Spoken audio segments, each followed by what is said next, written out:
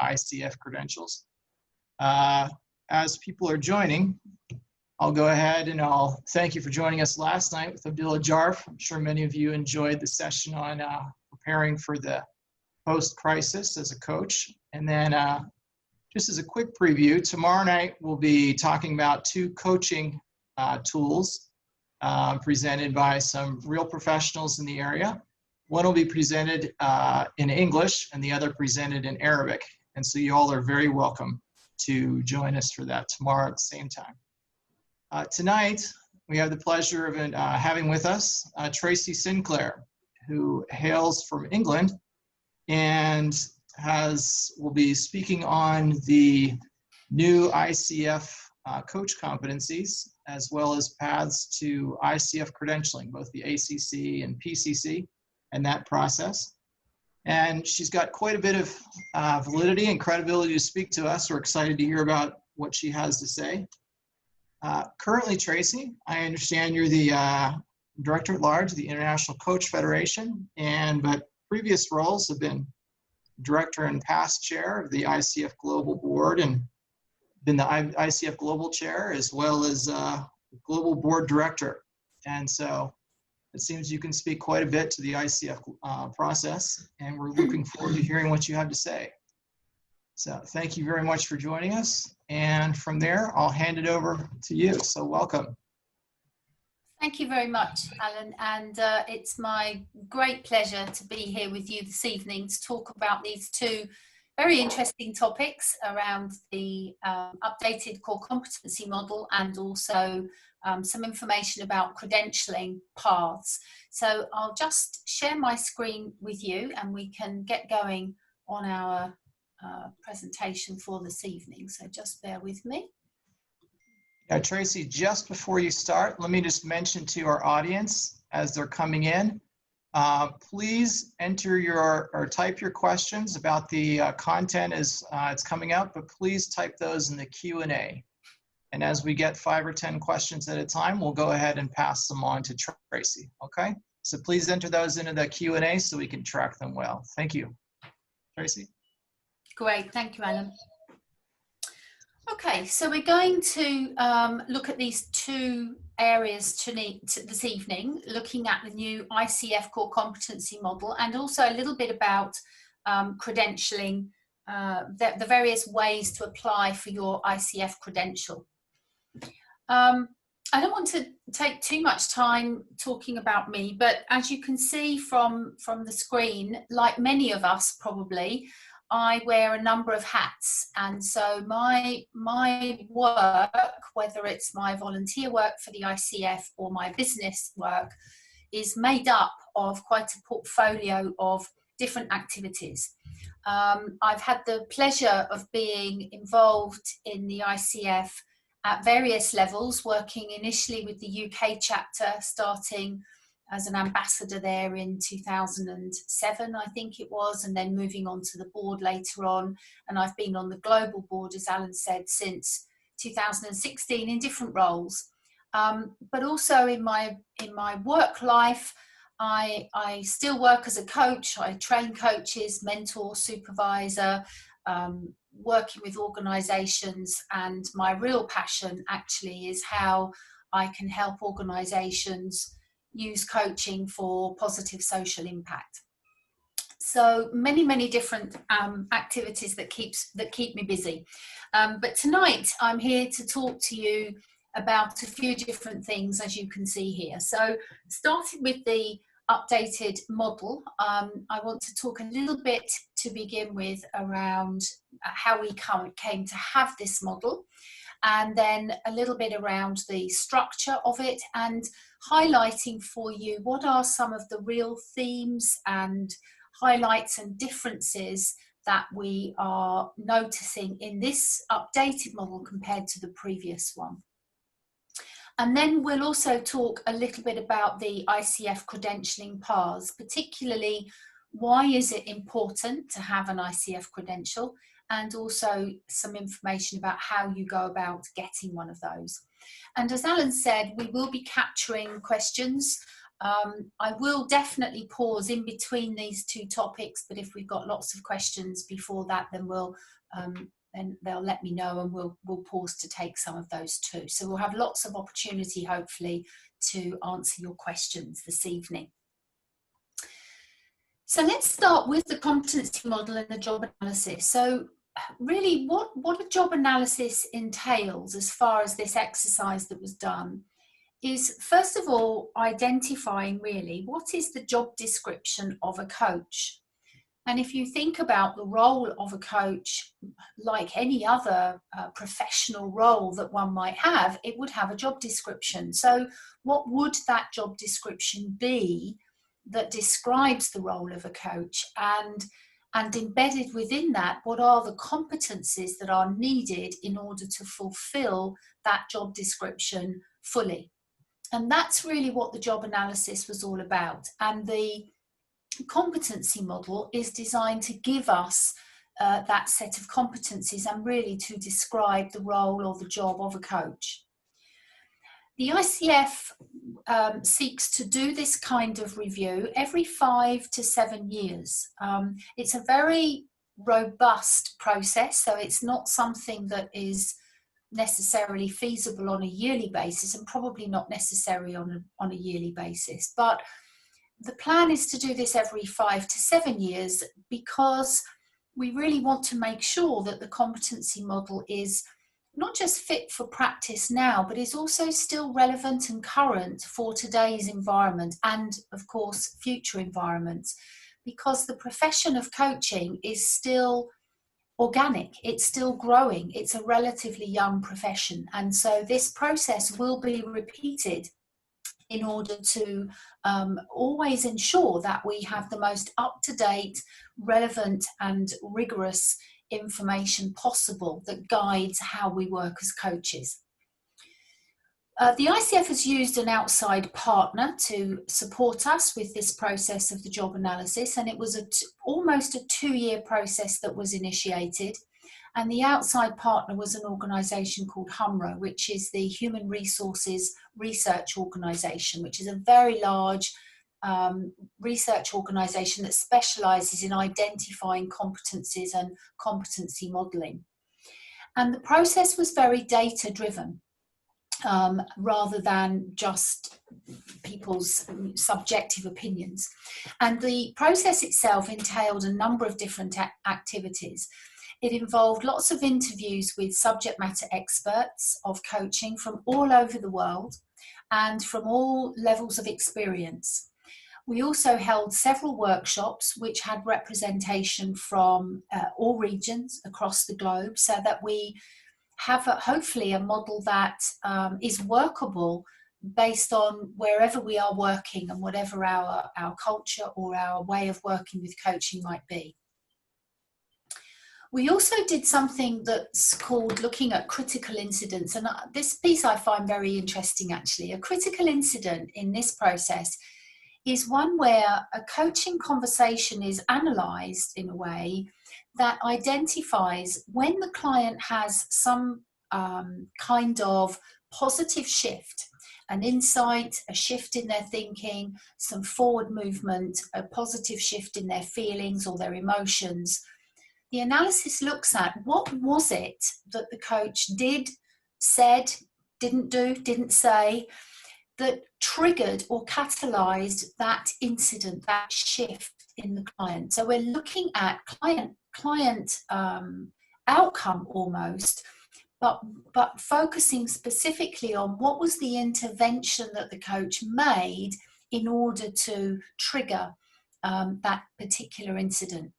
And over 280 of these critical incidents were analysed to look for patterns and themes. And that process, along with the workshops and the interviews, led to us developing tasks, knowledge, abilities, and other characteristics that start to form these competencies. We also then took those tasks, knowledge and abilities and other characteristics into a survey of many coaches around the world, and their responses, along with all of the other data, was then analysed and recommendations were then made for updates to the competency model that we now have as the updated model today. So a very, very rigorous process that has been undertaken. So what are some of the key things we notice about this updated model? Well, what's really positive actually is that virtually all of the existing concepts that we had from the previous model are still included. And what that meant was that the research identified that in essence, the previous model was actually still very, very valid. And that's a really good reassurance that the model that we have been working to for the last few years is still strong and is underpinned by the current research. So it's not as though we have changed things dramatically. But what we do have with this new model is something that is more streamlined. The language is more consistent in terms of being cohesive and how it's articulated. We also have some concepts within the competency framework that have been underlined or highlighted more and enhanced. The overall structure of the model is just better written, it's better articulated, and it's also more succinct. You'll see that we've gone from 11 competencies to 8. So there's a consolidation and a conciseness within that as well. There's also a hope that the language is not just more consistent, but also is articulated in a way that facilitates translation more easily. And of course, we hopefully all know that translation doesn't always transfer meaning, and so the translation piece is very important, and the hope is that the new English version is provides a better basis for the meaning to be translated more effectively. So what are some of the key themes and differences that are highlighted in this new model? Well, ethical behaviour and confidentiality come up over and over and over again. And what was quite interesting about this piece is that independently, but alongside the competency review, we also had a review of the Code of Ethics along similar lines. And interestingly, this underlining of the need for ethics, ethical behaviour and confidentiality came up also in the Code of Ethics. So it was very nice to see that these two linked but independent pieces of work both highlighted the need around ethical behaviour and confidentiality.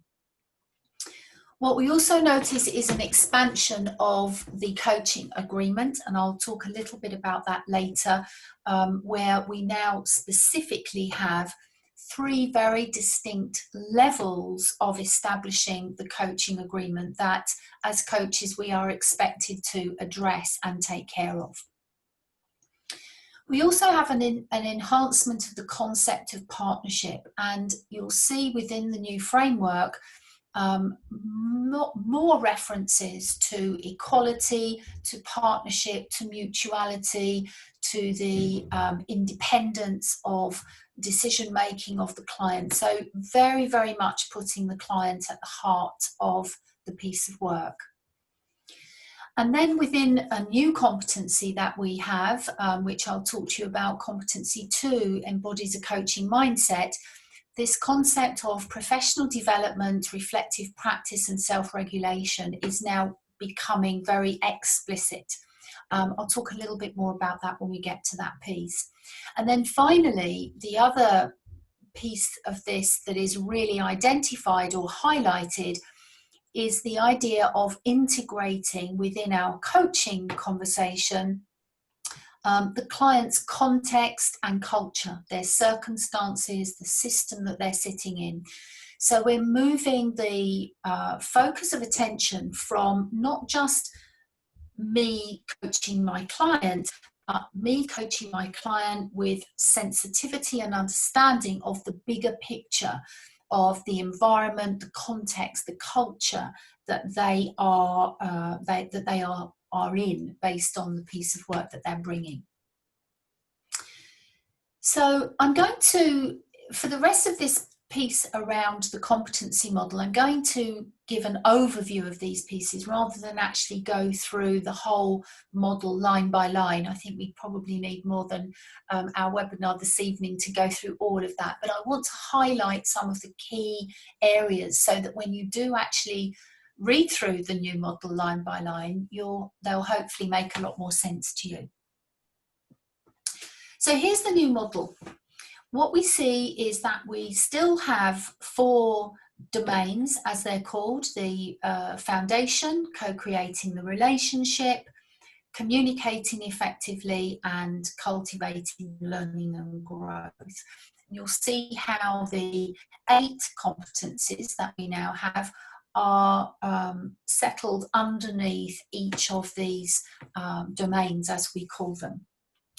Now, in this next slide, this slide may look a little bit busy, and I do apologise for that. I spent a lot of time actually trying to make this slide a little bit easier to look at, but hopefully as I talk you through it, it will make sense. This is just really a slide that shows how the previous model translates across into the new model. So you'll see on the left-hand side the 11 core competencies that we had before, with the names that those competencies were given. And then on the right-hand side, you will see now the 8 competencies that form the new model with their corresponding names. And in some cases, there is a like-for-like match. So for example, competency 1 in the old model, meeting ethical guidelines and professional standards, is now transitioned across to the new competency 1, demonstrates ethical practice. What we have coming in that's slightly different and new to this model is the new competency 2, embodies a coaching mindset. And I will talk a little bit in more detail about that particular competency because it's brand new to us. But then you'll see there's a cross-matching really. What was competency 2 is now 3, what was 3 is now 4, what was 4 is now 5, etc., etc. So there is throughout most of the model, there is quite an easy correlation from one competency to another. It's just that the numbering is different. But there are a couple of points that are worth noticing because some of the competencies have been consolidated in a way.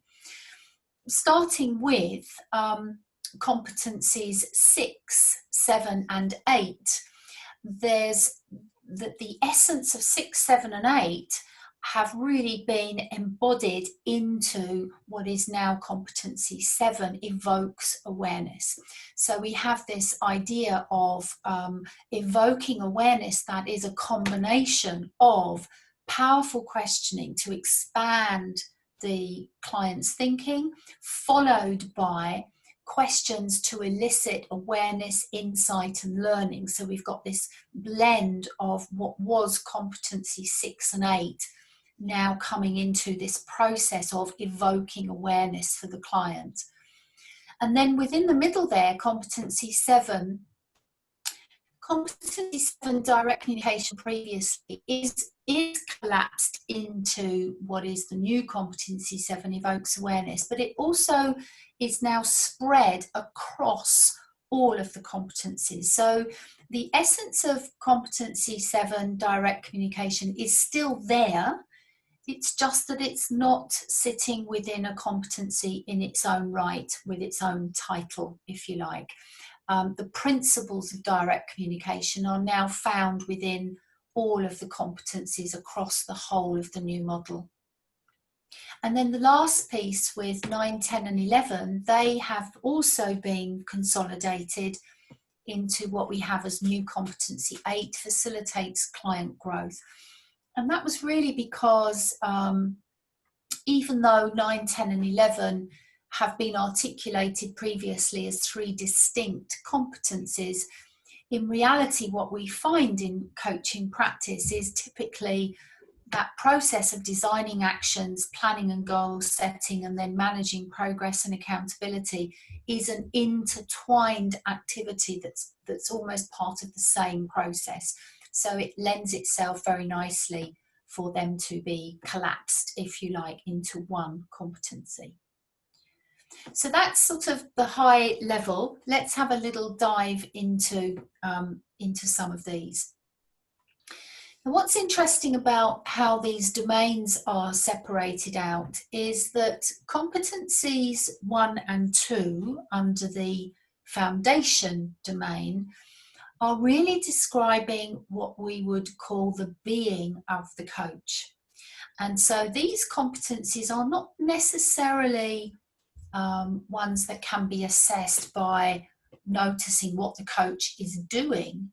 It's more about, is the coach being a professional coach? Are they embodying a professional, ethical, developmental mindset? And are they acting in a professional, ethical way with integrity?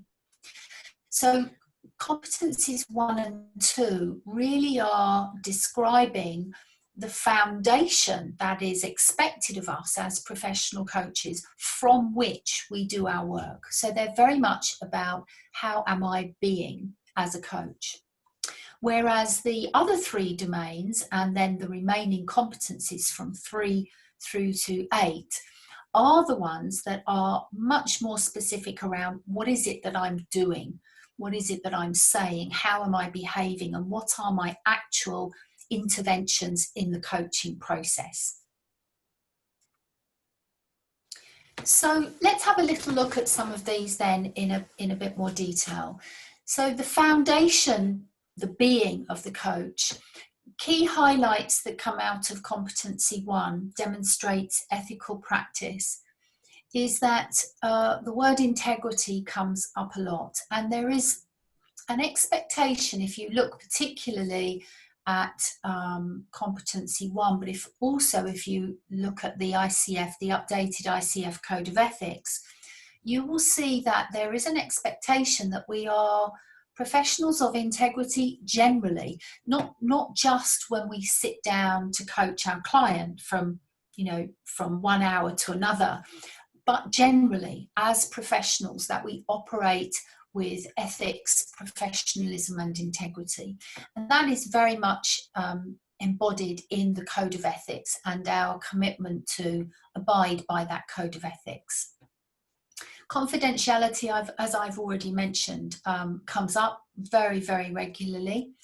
And also what is still there and considered very important is that we are able to maintain distinctions between coaching and other forms of profession. So, for example, we are able to articulate to our clients the difference between coaching and therapy, coaching and consultancy, coaching and mentoring, and other ways of working.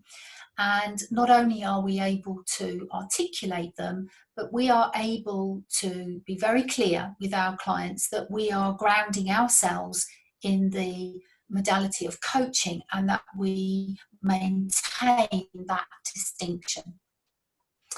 And then we have the new competency, embodies a coaching mindset. And the 3 key elements to underline here is that the coach engages in ongoing learning and development, appreciates client autonomy. So this was the partnership, equality and mutuality piece. So really putting the client in the foreground of the piece of work. And that we also develop, as part of our ongoing learning, that we develop some kind of reflective practice. So let's have a little closer look at this. So this is the detail that sits underneath competency 2, embodies a coaching mindset. And you'll see that the definition of this competency is that the coach develops and maintains a mindset that is open, curious, flexible, and client-centered. Now, I'm not going to read necessarily all 8 of these pieces here. I'm sure you can see that for yourselves. But what's really coming out here with this competency is something that I think really epitomizes the ICF's practitioner philosophy around coaching, in that as ICF coaches, we don't just get a credential and then have that credential for life. Our credential is something that is renewable. And the purpose of the renewal process, is so that we can demonstrate that we are still fit for practice, that we are keeping our skills alive, that we are proactively and intentionally developing ourselves. One of the sayings I hear a lot in coaching is that coaches are lifelong learners, and that's, I guess, really part of what this competency is saying, that we are putting the client at the centre, and we are recognizing that we are not experts, that we are still learning. Whatever level of credential or hours of practice that we might have, we are still learning, and we develop a reflective practice to continue to do that. Now, reflective practice is an interesting one. We could do reflective practice in a number of ways. It could be through journaling, it could be through peer groups, it could be through co-coaching, it could also be through something like supervision, which is a wonderful way of engaging in reflective practice. So whatever way it is that we feel we want to do that is fine, as long as we are regularly stepping back and reviewing our work to enhance it on an ongoing basis. You'll also see in here that there's things around our own self-awareness. So, you know, coaching is not, the idea here is that coaching is not something that we just do to other people. Coaching is a process that is a partnership. And in order for us to be of best service to our clients, there is an expectation that we are also continuously looking at ourselves. How can we be the very best that we can be, so that we are self-aware and can therefore, through our self-awareness, draw upon our own intuition in order to benefit the client's work. And also through our self-awareness, that we develop the emotional maturity to be able to regulate our emotions, to manage ourselves, and also to prepare ourselves so that we're not just jumping from one coaching conversation to another, but that every coaching conversation we have prepared ourselves in such a way that the client gets the very best of us and our presence as is possible. And then finally here you'll see seeks help from outside sources when necessary. Well, this is again this potential idea of consulting with peer groups, or also even better, consulting with and working with a supervisor to just to ensure our own well-being in our coaching work, and also that we are developing and we're fit for practice, etc. So I just wanted to do a little bit of a deeper dive on embodies a coaching mindset, because this is a new one for us. If we move on to the doing of the coach, so competencies 3 through to 8 are now really the ones that are looking at what is it that the coach is actually saying or doing. And under co-creating the relationship, we have 3 competencies. And when they are brought together, that is what really describes this organic, dynamic relationship that we have with our clients. You'll notice that in competency 3 establishes and maintains agreement. So this maintains piece is very important here, because as we know, goalposts can change, and so within a coaching conversation or a coaching engagement, the agreement might evolve and shift, and so our role is to establish and maintain that. And here we have those 3 distinct levels. So we have one level is the agreement for the coaching relationship, and this could be relationships. So an obvious relationship is with my client. So that could include things like chemistry between us. It could include things like the logistics of how we're going to work.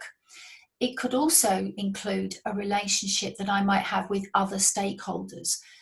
It could be a sponsor, a line manager. In corporate coaching, it could even be extended further, and perhaps I have a relationship with the procurement department in a big organization around the legal or contractual parts of my relationship. So all aspects of relationship with whatever party at whatever level, to what extent am I establishing and maintaining those appropriately? And then with levels 2 and 3, we get into the coaching itself. So the second one there, agreement for the overall coaching plan and goals, is really looking at, for example, if I'm working with a client once a month for 6 months and I have 6 sessions, that could be an overall coaching engagement. And so this level is looking at the extent to which I am establishing an agreement for what is the overall plan for this package of coaching sessions. What are the goals? What are the key areas that we may be working on perhaps? What are the measures of success for those various areas and the overarching piece of work? And then finally, the third level there, agreement for session goals and objectives, is very much conversation by conversation.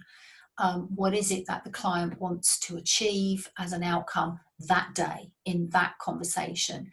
And how will we know they've got that? And what are the measures, etc.? Competency 4 cultivates trust and safety, is really about, and you'll see a shift here from what we had before around creating trust and intimacy. So this wording is much better, much more appropriate, much more internationally understood, and is, if we look at the psychological theories that underpin good coaching relationships, trust and safety are very much in there as important characteristics.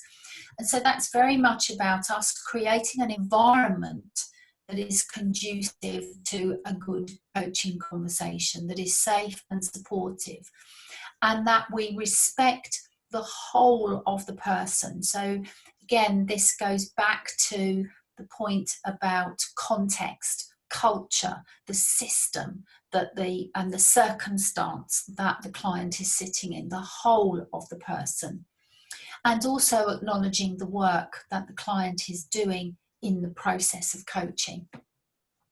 And then finally, in this cluster, this domain, maintains presence. So this competency is very much talking about how the coach is really maintaining full focus on the client. And here we draw upon competency 2, embodies a coaching mindset, in order to maintain that presence. So this is where the being of the coach informs and enhances the doing of the coach, in terms of that connection and relationship between the two. So this is where we then can be fully present, we can demonstrate curiosity, we manage our own emotions, we self-regulate, and we're comfortable to create space. And then finally, and then I'll maybe pause and we can start to think about any questions on this one. The final couple of pieces of this is the third domain being communicating effectively. And this is where we have competencies 6 and 7, listens actively and evokes awareness.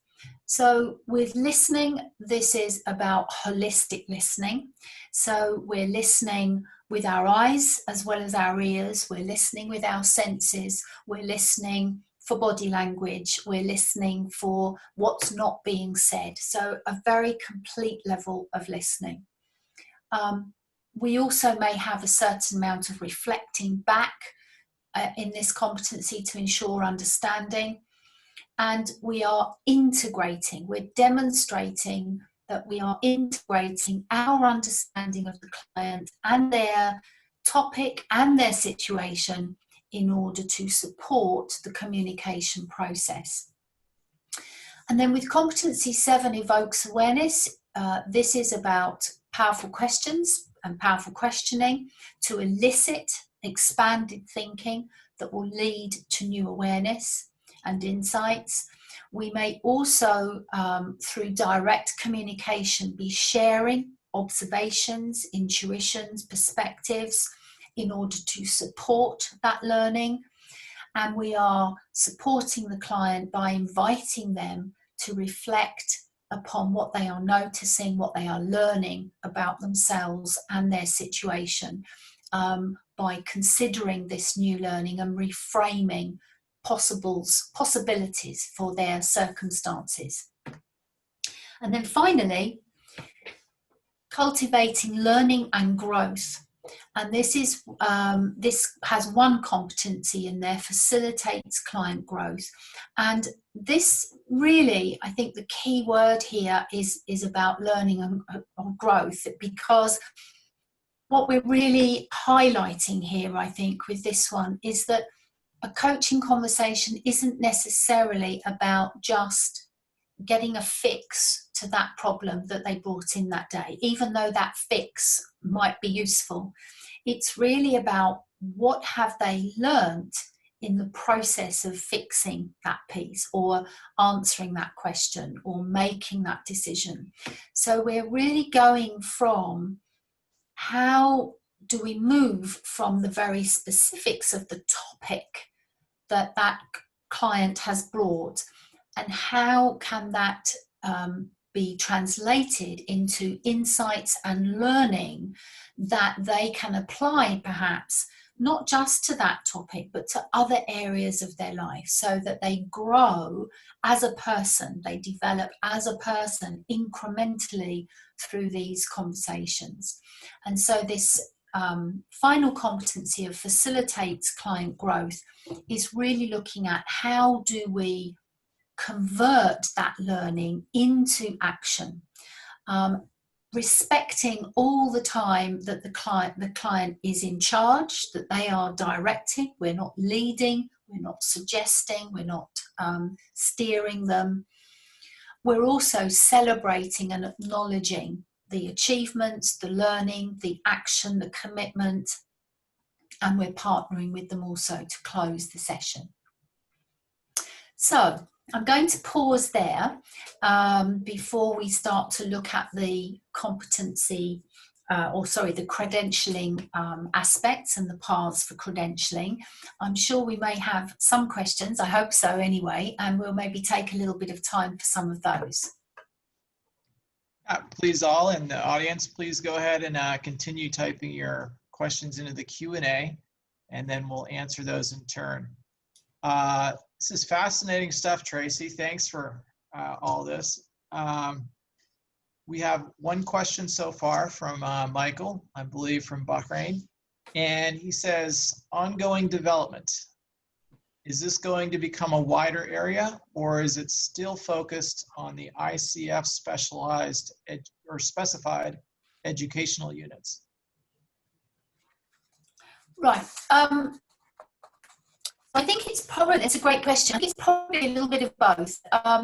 Obviously, there is a direct correlation to the ongoing professional development to our CCE model that we have, where we have 40, we're expected to complete 40 units of continuing coach education every 3 years. However, not all of those units have to be formally accredited by the ICF.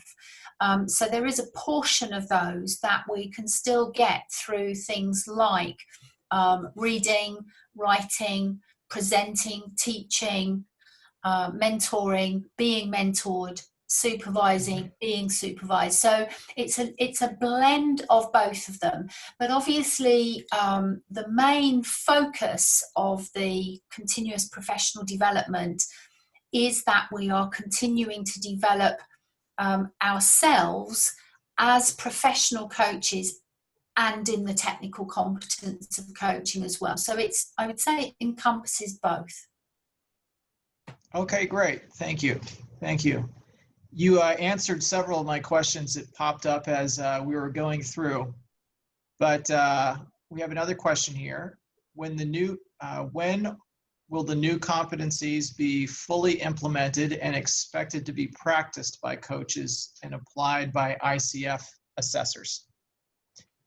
Thank you. That's a great question. So the new competency model was released in January. It won't come into force, as it were, until January of 2021. So 2020, the year we're in now, is a transition year. And that means that this year is a year for all of us to get up to speed with the new model. And when I say all of us, I mean all of us who are already coaches to make that transition, all of us who may be teaching to update our materials, all of us who may be mentors, supervisors, assessors. So the idea is that across 2020, at some point we get to grips with the new model, we accommodate it into our practice, and formally the assessment against the new model, or the updated model rather, will come into action in January 2021.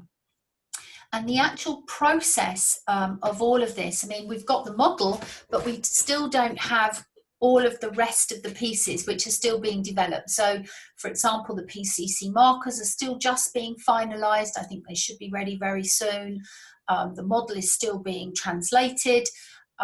We're still actually creating the assessment testing process. So all of those things, hopefully, will be culminating by the end of this year, and we sort of switch over into the new model as of early 2021. Okay, great. That's very clear. Thank you for that. A question for, we have a couple general questions about coaching that I'll come back to. Let me take this one about trust and safety from Elaine. So trust and safety. Is there any thinking on this competency that coaches also help clients take responsibility for their own safety? The thinking behind my question is that at times safety in an internal perception that may be unfactually based. Let me read that again, okay? Yep. This is regarding trust and safety. I'm trying to understand the question here. Is there any thinking on this competency that coaches also help clients to take responsibility for their own safety? The thinking behind my question is that at times safety in an internal perception that may be unfactually based. Yeah, so that's a great question. And I think, so I need to answer that question from my perspective as a coach and my understanding, rather than me giving an answer that is from the ICF textbook almost, because I don't know exactly what that would say. But from my perspective, I think the idea of client safety could also come up outside of competency for Cultivates Trust and Safety. So I know that safety is specifically within that one, but I think it comes up around client autonomy, which comes up in various competencies. I think it also comes up in evokes awareness, and also in this aspect of direct communication, whereas the coach may hold up the mirror, as we call it, to actually give an observation back to the client where maybe the client's perception of self or the client's perception of something may not be what the evidence is indicating. So I think all of those, that dynamic that the person asking that question has raised, I think is still something that we have the capacity to address. It may just not sit only in Cultivates Trust and Safety. Okay. We have two general questions that I'm going to save for after we go through the ICF path, the ICF paths. I do have a question here from Abdullah. Is the ICF certificate, will that create a liability of compliance? So if somebody is, I'm understanding this as if somebody is ICF certified, what's the dynamic of compliance regarding these coach competencies? Well, I think the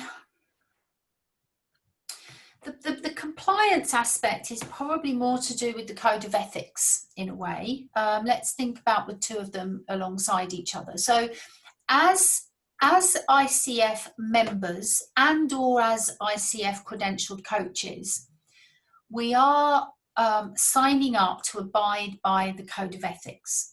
So in that regard, there is an element of compliance in that we are saying we will abide by that code of ethics. Now, is there a compliance around the competency model? Yes and no. I think I don't see anywhere written that it says we have to coach to these competencies. However, if we're not coaching to them and we're doing something different, then we're just not doing ICF coaching. And so, and again, you know, that doesn't mean to say that there's something wrong with that, because there are other models. I mean, obviously, like many of us here, I'm affiliated and committed to the ICF, but there are other ways of coaching, other models, and also other ways of working, mentoring, blending coaching and mentoring.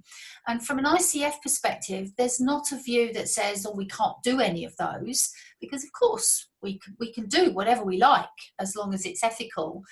But I think for logging our hours towards our next credential or as part of our CPD, what would be appropriate is that we are logging those hours that are coaching that we have done in alignment with these competencies. And I think that is the piece where there would be compliance. So not so much that we have to only coach to these, but we can only really log hours of coaching for our credential purposes if we are following this competency model. I hope that's clear. Yeah, thank you. That's a great point. I appreciate that, those comments on compliance, especially about if we're going to be ICF credentialed coaches, then this is what we're signing up to. Makes perfect sense. Question about from Hisham. He says, I just received my coaching certification lately, and still now I'm practicing. Yes, congratulations, Hisham. He says, and still now I am practicing to proceed on my ACC level, and that might take 4 to 6 months. So will I be assessed on old competencies that I've been trained on, or will I be assessed on these new competencies? Maybe an additional comment on that assessment process might help. Yeah, that's a great question. So if you apply for your credential this side in 2020, you would be assessed against the old model. If you apply from January onwards, you would be assessed against the new model. So some people may think, well, I'd like to get my application in then before the end of this year, because that's the model I was trained with.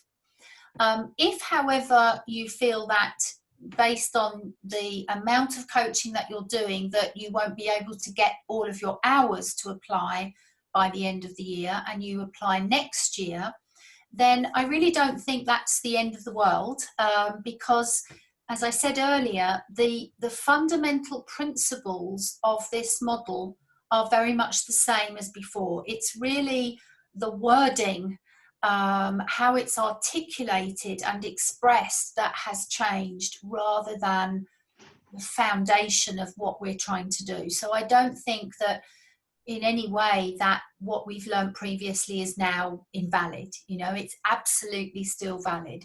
But what would probably be a good idea is to, in readiness for taking your assessment, if it is against the new model, is to familiarise yourself with it as much as possible. And you could do that in several ways. Obviously, hopefully, tonight's webinar is a step towards that. But there are some organisations that are running some mini courses that go into a little bit more depth to get to grips with the new model, and also mentors. So you could approach a mentor and just have 1 or 2 sessions with a mentor and be very explicit with them and say, I'd like to have a session around the new model. So there's a variety of ways that you could do that, but I wouldn't be too worried about it, because I don't think that they are fundamentally, it's not like night and day. It's just an enhancement. Sure, thank you. I think that makes a lot of sense. I'm just, as you're mentioning that, I was remembering specifically working with my mentor, and he went through the competencies and he marked where I demonstrated a competency and did not. And perhaps in the same process, we can do that with these 8 as we did with the 11. So that's exactly it. It's exactly the same. Yeah. Abdullah has a comment about the safety and trust, or trust and safety, I believe. He said, clients in online coaching sessions may question the confidentiality. What do you recommend to play down such reluctance?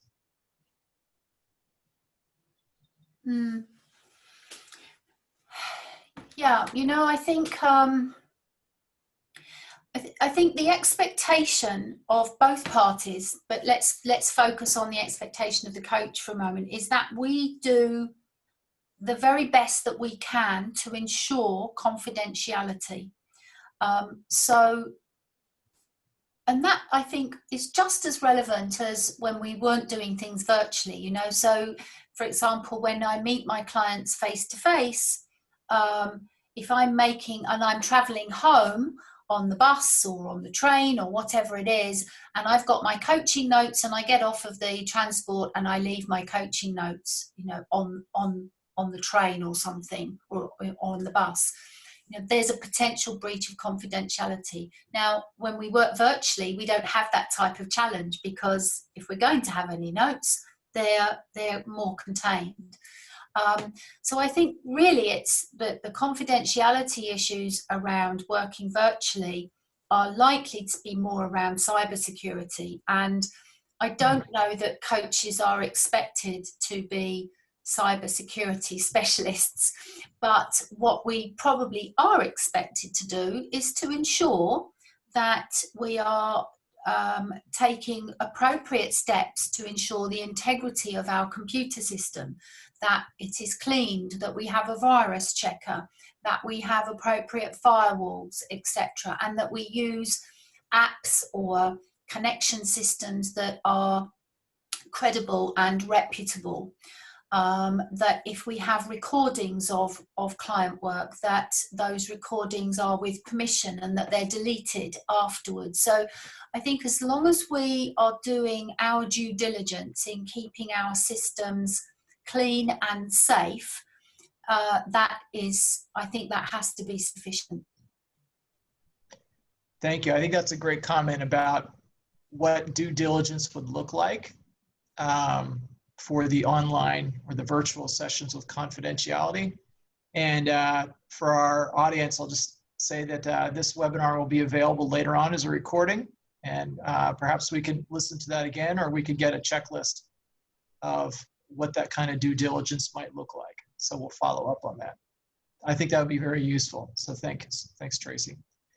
Let me see. For the sake of time, it's about 10:24. Why don't we move on to the next segment? And then there's a couple general questions that we have time for at the end about your experience as a coach. But let's move on to the ICF paths from here. Excellent. Take it away, Tracy. Okay, thank you. So having a little look then at the ICF paths. Well, first of all, why is an ICF credential important? And the words I've put here are my personal opinion, actually. You know, I've not copied this from anything that I've found on the ICF anywhere. This is just how I see it. I'm just sharing my personal view of why do I have an ICF credential and sustain my ICF credential. And the first thing here really for me is about standards, that by having a credential, when people are looking at my profile or looking at the services that I offer, they can see something that represents a certain standard of coaching, because it is known that to get that credential, whichever level it is, there's quite a bit of work that the person has gone through in terms of training and being assessed, etc., in order to meet a certain standard. So that credential is very important because it speaks volumes, I think, about the standard that you are setting for your work. I also think excellence is linked to that, and I do genuinely believe that the ICF's credentialing system is the best in class. It's something that we're continuously working on, like having the new model, but it's very, very rigorous, and I think it represents excellence in the marketplace. And that's not just in one country or one region, that's globally. I also think quality assurance is important here, that when a coach has an ICF credential and a client buys the services of that coach, not only do they know that they are working to a certain standard of excellence, but they can be reassured of the amount of work that that coach has done to get that credential, and also linking to a couple of points below around the ethics, that there is an ethical commitment that that person is making when they have that ICF credential. So for me, that underpins our integrity and our professionalism. I think it also is showing that we are operating with ethics, and I think that's very good for our reputation, because the ICF has a good reputation, the ICF's credentialing system has a great reputation, and therefore we carry that reputation out into the marketplace. And of course, the last thing is that the ICF is really the only truly global credential that if you've got an ACC, a PCC or an MCC, that will be recognized in just about every corner of the world. And so for us to be able to work globally, perhaps not quite so much physically nowadays, but in our virtual work, we don't need to be contained necessarily to working with clients that are in close proximity to us. So I think there's a lot of really good reasons to get an ICF credential. Let's have a little bit of a look at how these credentials are actually obtained. Now, a lot of this information, I'll give you some links at the end, a lot of this information is very easily available to you on the ICF website, everything that I've talked about this evening, and I'll leave you with a couple of links on that later. But you'll see on this just very simple table here that we've got the three credentials, the ACC, PCC and MCC, and then you've got various criteria that have to be met, steps towards getting those credentials. The first one being coach-specific training, and you'll see that the amount of coach-specific training that is needed to apply for a credential at each of these levels increases over time. It's also incremental. So for example, if I get my ACC because I've done 60 hours of training, I then don't have to do another 125 to get my PCC. I do another 65. So I'm building those hours gradually over time. So that talks about minimum training requirements. And this is coach-specific training, bearing in mind. We'll then have mentor coaching, and mentor coaching for any credential is required, and it's always 10 hours.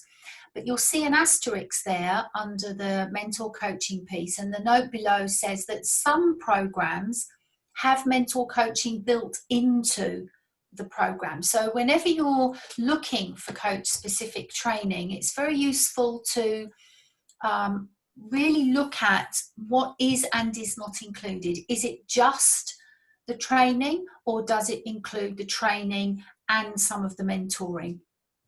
So you'll see, and on the next slide, you'll see a little bit more about how these programs differ a little bit. And then we've got the coach experience, which is how many hours of coaching experience you have. And that is, these are the coaching hours that we log. And so for ACC, we have to have at least 100 hours of coaching experience, 500 at least for PCC, and 2,500 at least for MCC. And you will see the double asterisk there with the note below, is that we can start to count these hours from the beginning of our coach specific training. So that's when the clock can start ticking and we can start to log these hours. And these hours need to be specifically contracted hours for coaching. So not a bit of coaching and a bit of mentoring. The ones that we log are hours of coaching, just coaching against the ICF core competencies. And we log that, and you'll see on the ICF website there's quite a lot more information around the breakdown of those hours. So there are some things, a little bit more detail in there around how many clients we have to have had, the recency of the work, the balance between pro bono or free coaching and paid coaching. So do have a look at the website that gives you a little bit more of a breakdown around how you can make up those hours.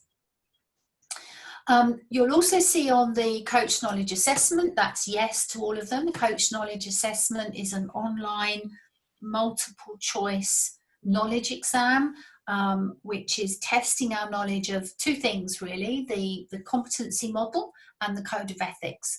And the idea is that our coach specific training and the mentor coaching together should give us enough knowledge to be able to pass the coach knowledge assessment. And then the last piece is the performance evaluation, which is one recording for ACC and 2 recordings for PCC and MCC. And they are recordings, when we have to submit those to the ICF, they are recordings and transcripts. And once again, on the ICF website, there's a lot more detail to give you some guidance around transcripts and lengths of recordings and things like that. I've not gone into all of that detail this evening because we'd be here till it was very dark if we do that. But obviously, if you've got specific questions about those in a moment, I'll happily answer them. But the ICF website gives you all of the detail around this.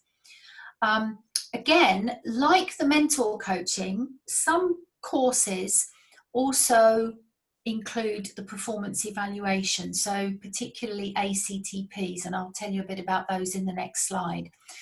So once again, if you're looking for coach training, it's useful to just get a feel for, is it just the coach training, or is there mentor included? Is there even an assessment included at the end, or is the assessment going to be directly with the ICF? And then the only other thing to note is that if a coach wanted to become a PCC, for example, they could just go straight in at PCC level. They don't have to become an ACC first. You can. But you don't have to. You can, if you've got the amount of training and hours, etc., you can apply straight away to be a PCC. But for MCC, that's not possible. One needs to have had the PCC first, and then after the PCC, we develop and move on and apply for the MCC. And I alluded to different types of programs and paths, so just a little bit on that here.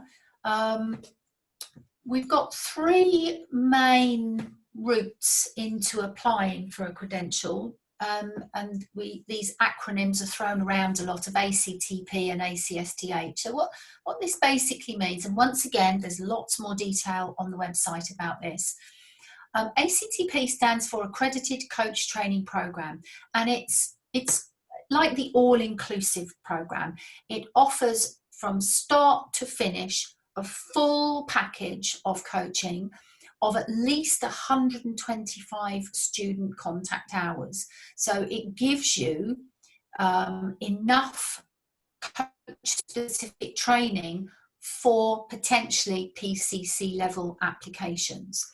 And often the ACTP coach training programs, or not often actually, always, the ACTP programs include the mentor coaching and the performance evaluation. So the school that you train is approved to evaluate you rather than you sending your application straight into the ICF. The next one is called ACSTH, which stands for Accredited Coach Specific Training Hours. Now, this is what we might call more a la carte. So it could be a whole program, it could be 125 hours, and it could be all inclusive, but not necessarily. ACSTH programs must be of at least 30 hours of student contact hours, but they could be more. So if you look back at the previous slide, you'll see that for ACC I need 60 hours. And so what is important is that if I'm going to study via an ACSTH, I need to make sure that it is going to give me the amount of hours I want to do. But the reason it's called a la carte is because as a coach or a student coach, I might say, well, I'd like to do a 30-hour program here that specializes in this aspect of coaching, and then I'd like to do another 30 hours on this different type of focus, and then I can put the two together. So that's how we've got this a la carte type of way. So it's a little bit more of a not a pick and mix exactly, but it's not all in one program.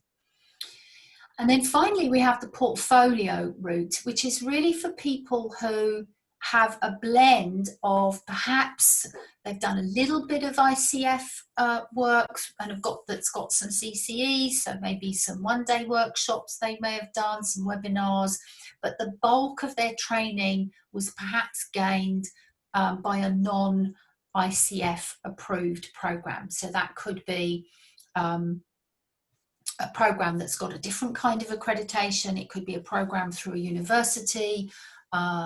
In the UK, for example, ILM is quite popular, and so that has an accreditation, but it's not ICF approved. And so the portfolio route is where the coach is basically saying, look, I think I've done enough training, I've done a variety of things from various reputable sources, but it's not ICF approved, and so we're having to then pull that portfolio of our training together and demonstrate to the ICF how that training actually does correlate with the ICF credentials.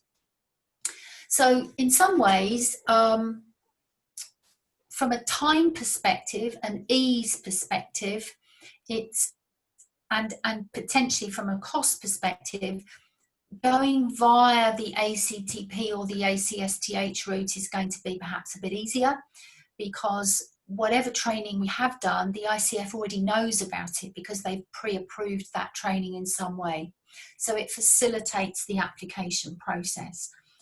Whereas with the portfolio process, it's just a little bit longer, therefore can be a little bit more expensive in application fees, because we're having to pull and substantiate our background in coach training that we've received, rather than it being something that the ICF has already accredited. And then, as I mentioned before, there's a couple of links here that I wanted to share with you. So the first link shows the ICF Core Competency Model link. So that takes you into the main page where the current competency model is. So the quote-unquote old model, which is still valid this year, is there. And then as you scroll down that page, you will see there's some really, really useful information that takes you to the new model I've been talking to you about this evening, plus some more resources, and there's also some frequently asked questions as well. So going back to the question earlier about familiarising ourselves with the new model, there's plenty more resources on there as well. And then the second link here is to the whole area on the ICF website that is about the credentials. So this link will take you to the main page, and then you can go through specifically to look at much more detail around which route or which credential you want to take, and then which route you want to take from there. But if you have other questions, then the email below takes you straight into the support team at the ICF headquarters. They have a team of people that are answering queries from coaches all over the world, so they'd be very happy to help you. But you can often also get support from your local chapter, from a supervisor perhaps, if you have a supervisor, a mentor coach. Also, mentor coaches should be, very well versed on all of these things that I've shared with you this evening. So there's lots of places that you can get support. And then I think that brings that piece to a close. I'm sure there are some questions, so hopefully we've got a little bit of time left for some of those. Yes, there are. Thanks a lot, Tracy. As we go to Q&A, would you put up your slides have been very much appreciated for their content and their clarity. At the beginning, there was a couple slides that kind of delineated or showed the 8 competencies. Could you put those up for some people to look at? They might have some additional questions. Maybe this one. Perhaps that one is the one that's being referred to. Thanks. I think some questions might come from that again, but let's go through the questions regarding the paths, and then we'll come back to that. Yep. So one question was regarding the current practice, or from Michael, has there been any thought given to changing the current practice of losing the credential after 3 years? Doctors and lawyers don't lose their basic professional qualification, so why should we? So is there a way to do that differently, I guess is the question. I don't think so, actually. I think part of what is really at the heart of the philosophy of the ICF is this renewal process. And the key part of it, I think, especially until coaching is more baselined or stabilized, as a profession, because it is still evolving. I think this idea of renewing our credential will continue. And the key for that really is to avoid, I think this is, I know it's a rigorous thing that we have to go through, but this is part, I think, of that professionalism and reputation that we then have with the credential, is that what it's saying is that I didn't train as a coach 10 years ago, and I've not read a book since, and I've not attended any learning since, but I'm still calling myself a coach. And so having that renewal process really is a very, very strong message to the whole world that says this person is still studying, they're still working on themselves, they're still working on their craft. So I don't see that changing very soon. Sure. I can appreciate that. We live in a fast moving, fast evolving world. So, okay. Next question from Rua is, what are the recommended training courses that you advise us to take? And would you provide examples? Right. Well, it's difficult for me to actually give you specific programs, partly because if I put my personal hat on, that that could represent a conflict of interest for me, because Sure. I obviously run programs myself, and so I wouldn't want to differentiate in that way. But also, if I put my ICF hat on as a board director, it's really important that we that we're impartial, that we're not sort of favouring any particular course. However, having said that, what I would recommend is that if I was starting over with my coaching now and I was intending to be aligned with ICF, I would make very sure that I attended a program that was accredited. That would be my personal choice rather than the portfolio route, but it's not the end of the world if we go down that route. But if you go on to the global website, you can actually do a search of coach training programs, and you can do filters that will filter out if you want it in English, in Arabic, if you want to travel to study, or you want it on home territory, etc. And so you can do a little bit of initial research that way. But what I would then really recommend is that you connect with perhaps some established coaches in your area, or a mentor coach or a supervisor, and ask them what are the main schools that people go to. And that way, you're not necessarily having people say, oh, I recommend this one over others, but you'll get some really good patterns and things, because there are a lot of courses, but there are some schools that will stand out, and if you ask around, you'll start to see those names coming out, and then that would help you. That's at least what I advise people when they come to me personally. Okay, thank you. And based on your experience, would you feel comfortable? You mentioned that the portfolio route often has a few more challenges. What would you recommend, the ACTP over the ACSTH? Can you comment on some of the strengths and weaknesses of those routes? You mentioned a little bit, but can you comment a little more, please? Yeah. I mean, I don't know that one is better than another. That's why we have the two choices. I think some people like to do everything, it's a little bit like your all-inclusive holiday, isn't it? If you want to go on an all-inclusive holiday where everything is there all in one place, then an ACTP is great. Now, if that's the case, because an ACTP is generally a longer course, because it's going to be at least 125 hours, that's a bigger commitment. And so what I would say is, because it's a bigger commitment of time and therefore your money, doing your research to really get a feel for, is it the right type of training that you want? Because although all of these courses all have an accreditation, the specific design of every course might be slightly different, because there's not one manual across all of the courses. Every school is slightly different, and so you will get schools, the design of their programs will be informed by their particular leaning, towards different psychological models or different psychological approaches or coaching approaches. So I do think with an ACTP, the benefit is it's all there, and you start it and you've got a process and you can finish it. So it's easier, but it might take a bit longer. It might be a bit more expensive. So really do our research. With the ACSTH, I think that's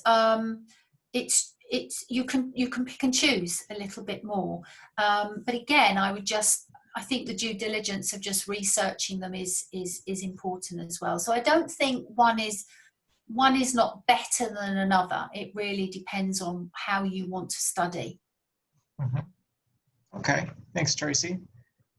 A question from Peter, I believe in Riyadh, and he says, will I also need the performance evaluation for renewal of accreditation? And then a second question, what if I want to renew but go from ACC to PCC? So if you renew your credential, you are not reassessed by having to send in another recording or a transcript. That's not the case. But if you are renewing at ACC level, then an additional round of the 10 hours of mentor coaching is required. And the reason for that is because if I got my 100 hours to get my ACC, and then 3 years later when I need to renew, I've not got enough hours for PCC, the ICF is just saying, let's just really check that this person is still keeping their skills up to date. And so part of your 40 hours of CCEs, is allocated towards repeating the mentor coaching process. But that's only for ACC. For PCC and MCC, you don't need to repeat the mentoring. However, if you are transitioning from ACC to PCC or from PCC to MCC, then you would have to do mentoring at that level towards that credential. So in that instance, even though it's not, the mentor coaching is not part of the renewal, but it is part of you transitioning towards your next credential level. Okay, great. Thank you. Sarah, I think we answered your questions about the ACC recertification. And Fawad has a question. Could you clarify the paid practice coaching hours like bartering or other forms and how it may be planned with ease for the trained coach? It's always a critical area for our coaches, and why coaching a coach is not acceptable. What's the rationale for that? And then also clarify the GDPR application on practice coaching and the audits that may be randomly applied by the ICF. Okay, so let me just write that down so that I don't forget. So we've got GDPR and that paid versus pro bono, wasn't it? Yeah. Okay, so and coaching coaches. Okay, so we can have 75% of our hours have to be paid. The other 25% are then pro bono, so for ACC, for example. Now, pro bono is where there is no exchange or payment whatsoever. Paid can be paid in 3 different ways, in a way. One is paid by an absolute exchange of money. So I charge X amount for my coaching, and that is paid to me in the regular sense. The other way that is paid is if I am an internal coach and coaching is a legitimate part of my role and is a recognized part of my role, then the coaching that I do internally as part of that job is classified as paid because I am paid a salary in that company to do my role. So that is also paid. The third one is bartering. Now, the bartering is basically an exchange of service. And what's important here is that both parties have agreed between them that there is a legitimate exchange of value. So if I'm offering coaching and I have a friend who is an acupuncturist and I would like to have an acupuncture session, if I believe that the value they will give me for that hour is the same as the value I will give them, and we agree that, then we barter. I coach them, they give me acupuncture, and that can be classified as paid. With regards to coaching coaches, there is nothing anywhere that says we are not allowed to coach coaches. In fact, some people make their business out of coaching coaches. Some people, that is their specialism, that's their niche. So there's nothing wrong at all with coaching coaches. The challenge here is that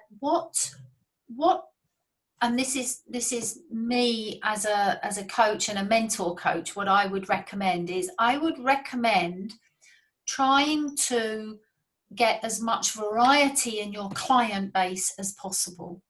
And what I always recommend mentees is that they, if possible, avoid using a coach that is their client for assessment purposes. The reason being is not because it's not allowed, but it's because when a coach is being coached, they know how to be coached. And so they start to potentially self-coach. And it's in listening to recordings, it's often very obvious when the client is a coach. And the challenge is that in that regard, you are not so able to demonstrate your great coaching because your client's sort of doing it for you. And so you don't have the opportunity to shine and show your skills as effectively. So my recommendation would be coaches if you want to, but coach as many other people as you can to get variety of experience. And wherever possible, I would personally avoid using a coach as a client for assessment purposes. Okay, thank you very much. It's very clear. So it's allowed, but we want to diversify our client base. So thank you for that. Absolutely. Is there a minimum age to apply for the ACC? Oh, that's a great question. I've not heard that one before. I don't think so. No, I don't think so. Okay, thanks. We're coming up on the end of our time here, and I wanted to let all of our clients or all of our audience know that at the end of the ICW, we will send an email and to those who have attended, who we have their emails, of the links where they can find the sessions online. And we will also post that on our Saudi Arabia WhatsApp group. And so we will try to make that as available as much as possible. And you can contact us through our social media in order to find the links for that. See, we still have a couple minutes. And so I'm going to go to one more question here. Let's see here. So, a general question. What is the standard length of the coaching session approved by ICF? So coaching sessions can be any length. However, for assessment purposes, a coaching session that we submit as a recording needs to be at least 18 minutes long and not more than 60 minutes long. And that's really important actually, because if it goes under or over those two parameters, it just gets disqualified. So, you know, we would have gone through a lot of work as the coach to submit a piece of work and then find it's pushed back because it's too long or too short. So between those parameters, and again, that's on the website if people want to look at that information. But if it's not for assessment, we can coach people for whatever amount of time we feel is appropriate and that we contract with them to do. Mm-hmm. Okay, great. Tracy, thank you so much for joining us tonight. There's a few other questions that people have about the credential process. And what I'd like to do is to direct them to the ICF Global or to the ICF website where they can ask those and people will answer them. Would that be most appropriate? Yes. So if I just go back to these resources here, so either of those two links, the first one is around the competencies and the second one around the credential. There's lots of information there. It's fairly easy to navigate, I think. But as I say, if people do have questions, there's lots of places they can go to for support as well, including the email address here at the bottom. Yes. Thank you so much for joining us this evening, Tracy. It's been a lot of great content and it's been a lot to digest, but I know personally I will watch this webinar again in order to review the content and benefit even more. So we appreciate you joining us. We appreciate all the great answers, and thank you, each of you in the audience, for your questions. and for joining us this evening. And tomorrow we have the coaching tools, one in English and one Arabic. So we look forward to your attendance there as well, if possible. Tracy, have a great evening. Thank you so much.